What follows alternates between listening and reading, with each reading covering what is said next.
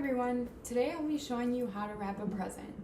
Now boys, you may be thinking, this is useless to me, why do I care how to wrap a present? I can just ask my mom or my sister to do it for me. But if you're able to wrap a present by yourself, the recipient of that present will be much more impressed and the gift might mean a lot more to them. And for girls, for some reason, we're just supposed to know how to wrap a present. So today, I'm going to give some general steps on how to wrap a present. Now there are obviously many different types of presents you can wrap and many different ways to wrap a present. However, if you know some of the basics, you can wrap just about anything. So the first step to wrapping your present is to pick out your wrapping paper. With a smaller and simpler gift, you can pick a little cheaper and more delicate wrapping paper. But if you're going to be wrapping something larger and a more irregular gift, you might want to consider a tougher wrapping paper so that your edges don't pierce through your wrapping paper, because that can make this experience much more frustrating. You're also going to need scissors and tape and obviously your gift. So I'm using clear Scotch tape and I have this electrical wrapping paper cutter. It just makes this go a lot faster. And then for my gift, I'm just using this piece of styrofoam because it's about the same shape as a clothing box, which is a common thing that you could be wrapping. So your second step is to figure out how much of your wrapping paper you're going to need. So you're going to want to roll out some of the wrapping paper and lay your gift roughly in the middle. Now with a clothing box, it's pretty easy to just use the regular width of the paper without having to cut lengthwise. So to find out how much you're going to need to make your first fold, you're going to have to roll out the wrapping paper a pretty long ways, because you're going to have to fold it in to see if the wrapping paper will meet in the middle.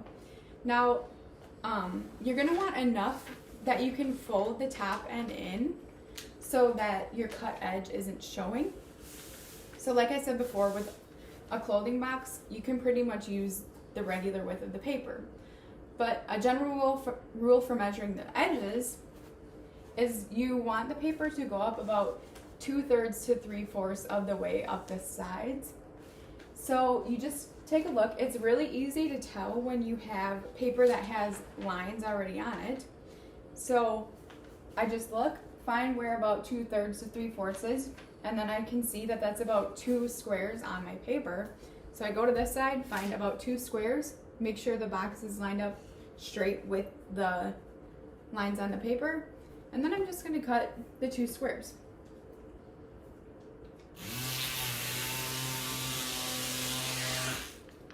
Now it's important that you make a pretty straight cut, because in the end it'll be a little more difficult if your cuts aren't straight, but you can pretty much make anything work.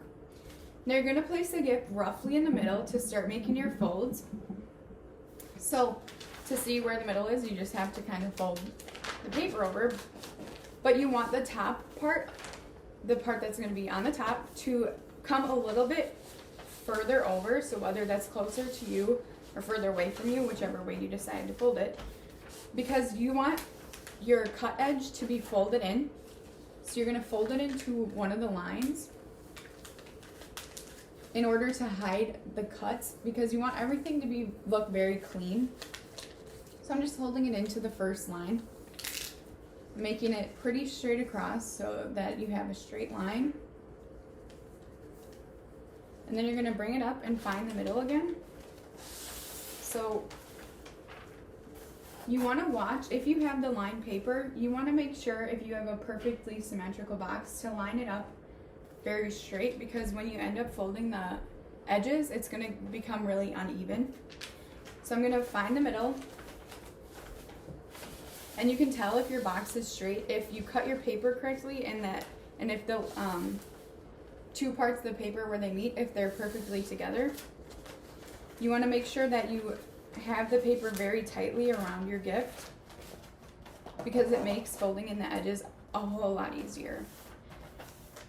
And you're going to take 1 piece of tape. Depending on the size of your box, you may need more pieces of tape, but generally if you pull it pretty tight, you'll only need 1 piece of tape, and put it right in the middle to cover both folds.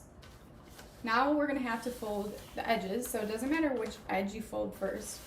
But the first thing you're gonna do is push the middle down and make 2 triangles on the outside of both sides of the gift.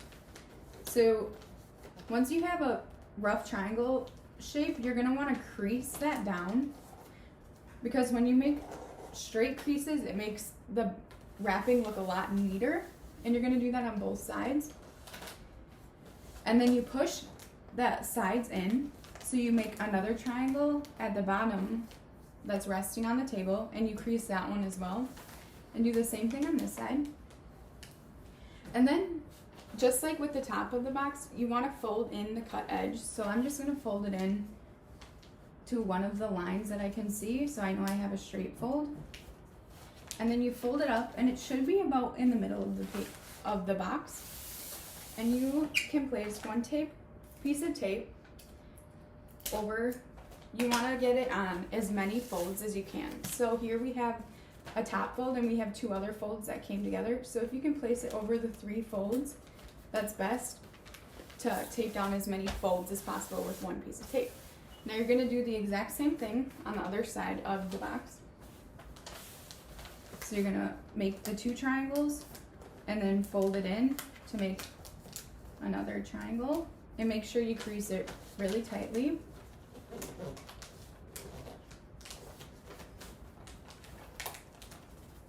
And then you're going to want to fold down the cut edge so you don't have a cut edge exposed, and fold it up, and it should be about halfway up the box. And you're going to place the piece of tape over where the 3 folds meet right here. This may be where you choose to finish wrapping your gift, but with a few more simple steps, you can make it look even better by adding a bow. It will look basically professional, but for time's sake, I'm going to stop here. Now finally, you have a beautifully wrapped gift. Hopefully this simple demonstration will help you the next time you need to wrap a gift. Without putting in a whole lot of effort, you can make something look totally special for that totally special someone. Thank you.